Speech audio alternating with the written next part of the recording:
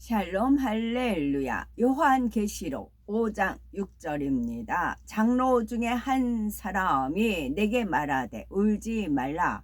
유대 지파의 사자 다윗의 뿌리가 이겼으니 그 두루마리와 그 7인을 떼시리라 하더라. 아멘. 야고보서 2장 22절. 네가 보거니와 믿음이 그의 행함과 함께 일하고 행함으로 믿음이 온전하게 되었느니라. 마태복음 21장 22절. 너희가 기도할 때에 무엇이든지 믿고 구하는 것은 다 받으리라 하시니라. 아멘. 제목은 응답에 대한 영계의 법칙과 7영입니다. 하나님의 자녀에게는 믿음으로 기도하여 응답받을 수 있는 특권이 있습니다. 마태복음 21장 22절에 너희가 기도할 때에 무엇이든지 믿고 구하는 것은 다 받으리라 하셨기 때문이지요. 그렇다 하여 하나님께서 모든 기도에 무조건 응답하시는 것은 아닙니다. 하나님은 사랑의 하나님인 동시에 공의의 하나님이기 때문에 응답도 반드시 공의에 맞게 하시죠. 만약 공의의 법칙에 상관없이 모든 기도에 응답된다면 세상이 얼마나 혼란해지겠습니까? 어떤 사람이 경쟁 회사가 망하고 우리 회사만 잘 되게 해주세요 라고 기도했는데 응답된다면 어떻게 되겠습니까? 이렇게 욕심과 악한 마음으로 하는 기도, 자기 유익만을 구하는 기도는 공의의 법칙에 맞지 않으므로 하나님께서 응답해 주실 수 없습니다. 그래서 하나님께서는 모든 응답과 축복을 주심에 있어서 반드시 영계의 법칙에 맞춰서 공의에 따라 역사해 가십니다. 우리가 하나님의 응답을 받기 위해서는 먼저 공의의 법칙을 알아야 하지요. 자녀가 부모의 마음을 알아야 쉽게 응답받을 수 있는 것처럼 하나님의 공의를 알아 합당하게 구해야 하는 것입니다. 성경에는 하나님의 마음이 담겨 있고 어떻게 하면 하나님을 기쁘시게 하며 응답받을 수 있는지 잘 기록되어 있습니다. 우리가 성경을 대하면서 무엇을 알아야 돼요? 하나님 마음이요. 성경에는 하나님의 마음이 담겨 있어요. 성경을 통해서 하나님의 말씀을 통해서 우리가 하나님 마음을 읽어야 돼요. 그러면 하나님의 마음과 응답의 기준을 제시해 주는 것은 무엇일까요? 그것은 바로 7영입니다. 하나님 마음 안에는 여러 가지 속성이 있는데 그 중에 7가지 측면에서 살피시는 하나님의 마음을 7영이라고 합니다. 하나님께서는 7영의 측정 결과에 따라 기도 응답의 여부를 결정하십니다. 여기서 7은 하나님의 영이 7개라는 뜻이 아니고 7은 영적으로 완전하다라는 뜻이죠. 요한계시록 4장 24절에 하나님은 영이시니 말씀한 대로 하나님은 영 자체이십니다. 영 자체이신 하나님의 마음을 7영이라 한 것은 영, 동그라미 그리려다 무심코 그린 얼굴, 그런 것이 있지요. 그래서 지구도 동그랗고 영입니다.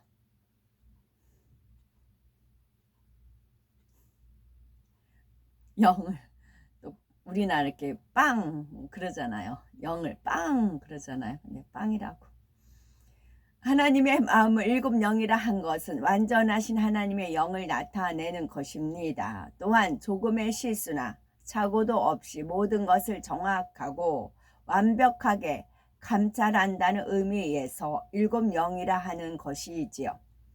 요한계시록 5장 6절에 내가 또 보니 보호자와 내 생물과 장로들 사이에 어린 양이 섰는데 일찍 죽임을 당한 것 같더라. 일곱 뿔과 일곱 눈이 있으니 이 눈은 온 땅에 보내심을 입은 하나님의 일곱 영이더라 했습니다.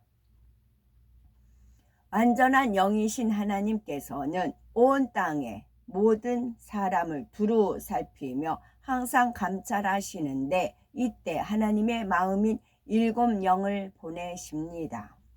일곱 영을 통해 모든 사람의 마음과 행실을 살피심으로 합당한 사람에게 응답과 축복을 주시지요.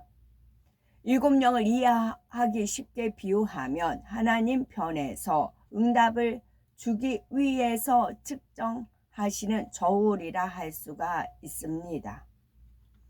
고기나 야채 등을 살 때에 저울에 무게를 달아서 그에 해당하는 값을 치러야 하듯이 우리가 하나님께 응답받을 때도 일곱 영의 측정에 비추어서 응답받을 조건에 합당해야죠. 그러면은 일곱 영은 무엇을 측정해서 응답의 여부를 결정할까요?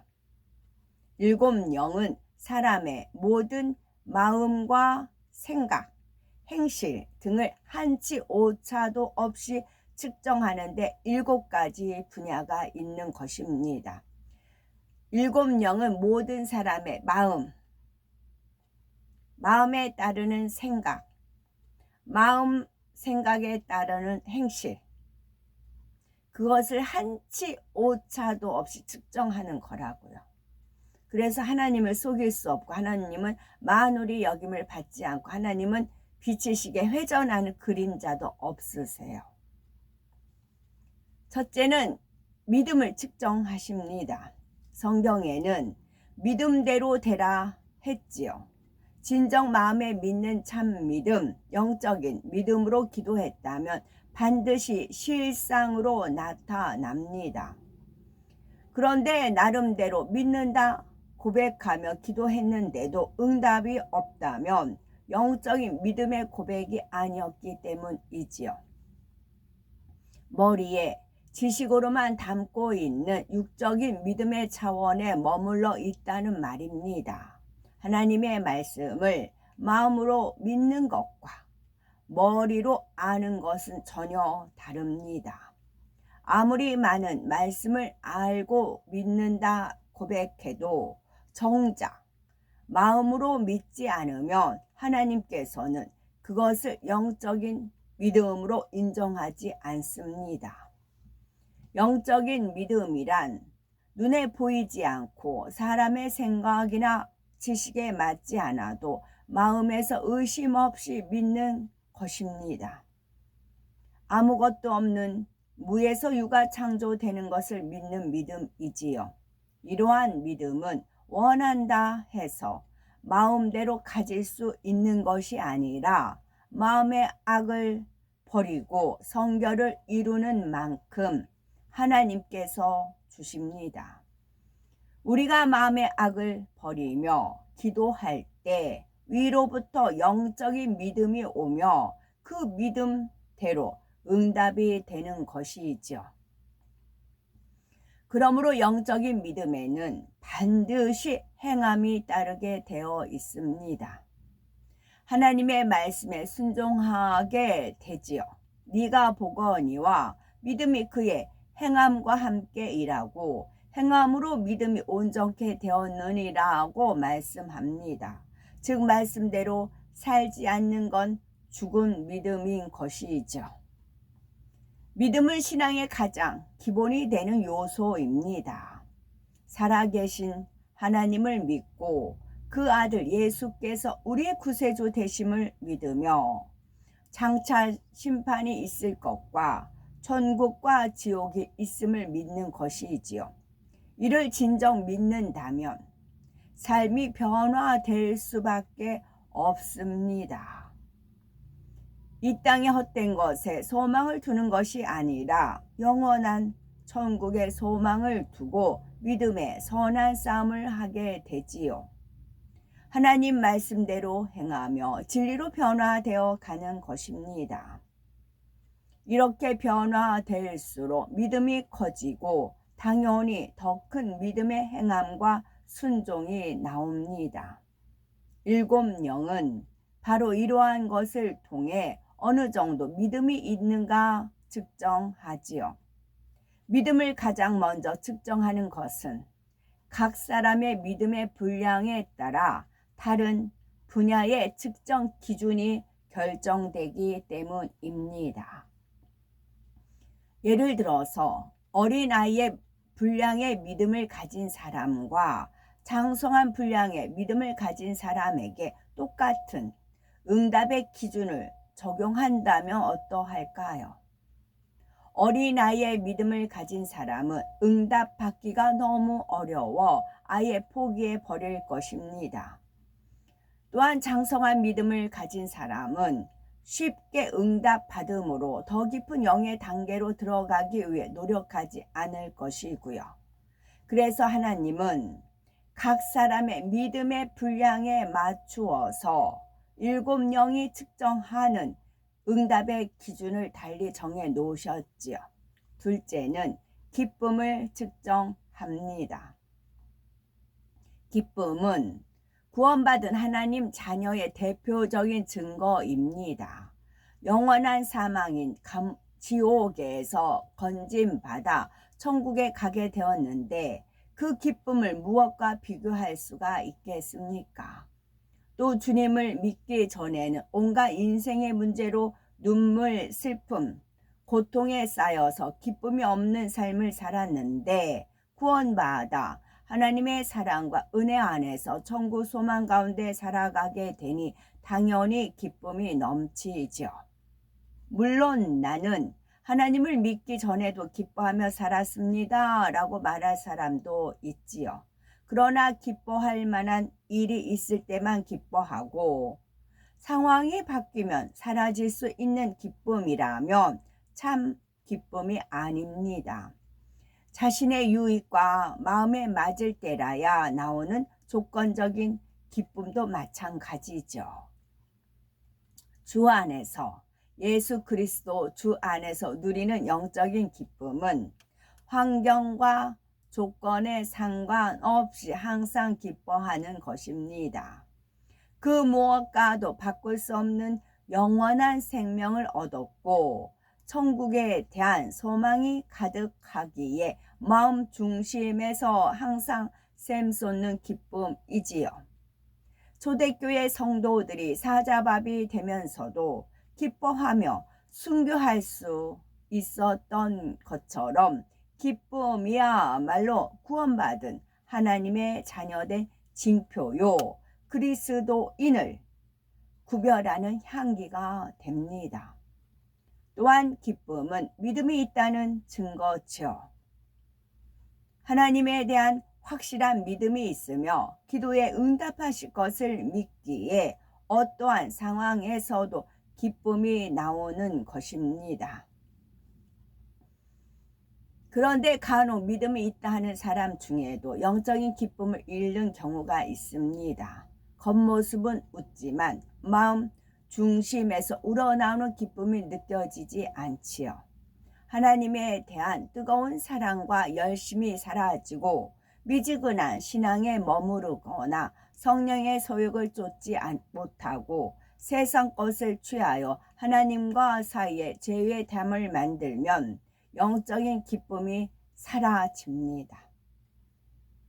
성령의 소욕을 쫓지 않고 세상 것을 취하여 하나님과 사이에 죄의 담을 만들면 영적인 기쁨이 사라집니다. 반대는 성령의 소욕을 쫓아 살아가면 기쁨이 오겠고 세상을 취하는 게 아니라 세상을 버리고 영원한 것을 취하면 기쁨이 오겠고 하나님 사이에 죄의 담을 만드는 게 아니고 하나님과 사이에 제 담을 허물며 기쁨이 옵니다.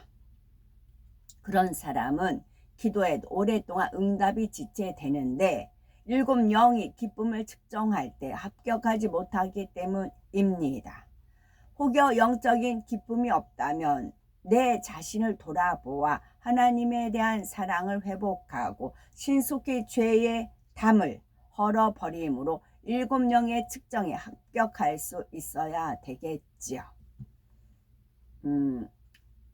갑진년, 올해가 갑진년이라고 했어요. 갑진년. 작년에는 제가 환갑에서 하나님께서 네가 갑이 된 것을 환영한다. 그런 개묘년이었었고요. 개선이 개자 토끼 묘롭게 부르셨어요. 그러니까 하나님께서는 여기도 믿음의 분량에 따라 그 응답이 있잖아요. 하나님께서도 저에 대한 각자가 다 있지만 저는 제가 이해하기 쉽게 풀어주세요. 그래서 올해는 갑진년이다 그랬어요. 작년에는 한갑을 환영한다 했어요. 그럼 갑진년. 네가 갑이다. 여기서 물러나면 안 된다. 이게 하나님의 저한테 주신 언약이에요. 약속이에요. 제가 원해서 되는 게 아니고 하나님 뜻이에요. 말뚝을 딱 박은 겁니다. 네가 갑, 네가 기준. 네가 갑, 네가 기준. 하나님이 정하셨어요. 야곱을 이스라엘로 정하신 게 하나님이세요. 개인이잖아요. 야곱이 개인. 그를 나라 이름으로 만드신 게 하나님이세요. 마찬가지로 앞으로 우리가 살 올 세계는 신천지, 정말 신천지야. 신세계예요. 새하늘과 새 땅, 천년 왕국이에요. 그거를 지금 우리가 그러니까 언약궤를 메고 요단강을 건너므로서 가나안 땅에 입성하듯이 마찬가지예요. 우리는 이 도래가 지금 시점이 천년 왕국에 들어가는 그 시점에 있는 거예요. 언약궤를 통해서 이루어지는 겁니다. 그래서 제가 그 전시 가지고 TG를 잡는 이유는 패권 싸움이라고 했어요. 패권. 네가 여기서 패권. 이젠 때가 됐기 때문에 그동안에는 뭐 제가 어디 갔다 밀려나고 뭐 빠져나오고 막 여러 가지 들쑥날쑥 그런 게 있었어요. 근데 순종하는 사람들 통해서 역사를 해요.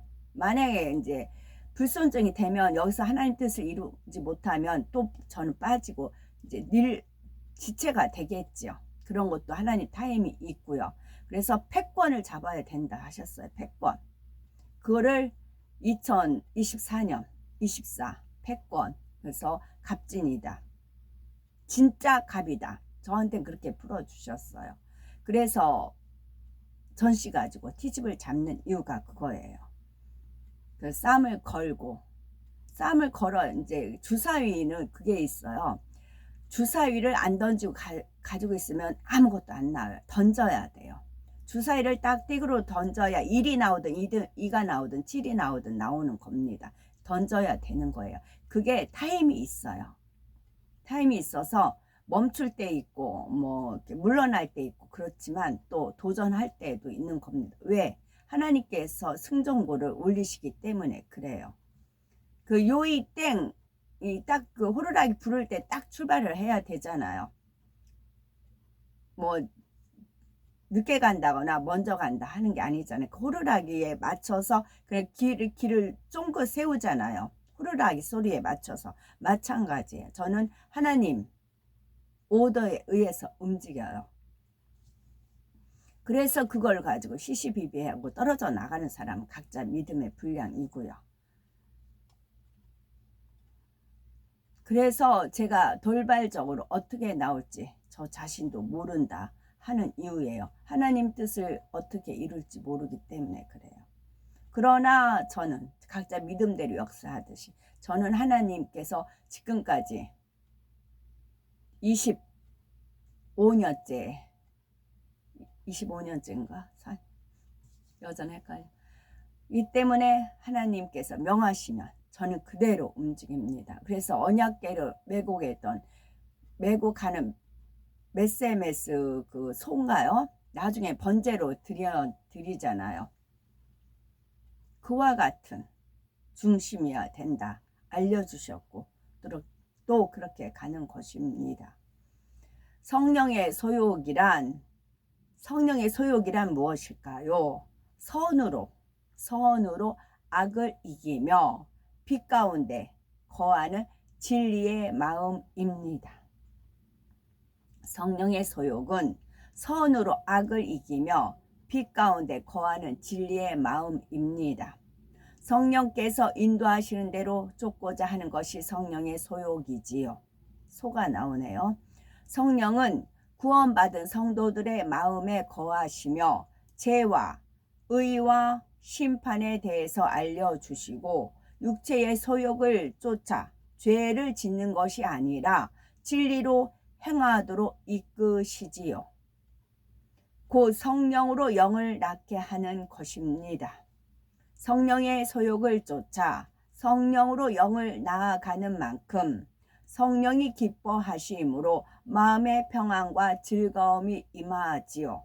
반대로 육체의 소욕을 쫓으면 성령께서 탄식하심으로 성령의 충만함을 잃게 되고 성령의 소욕을 쫓아 행할 힘도 점점 약해진답니다. 아멘.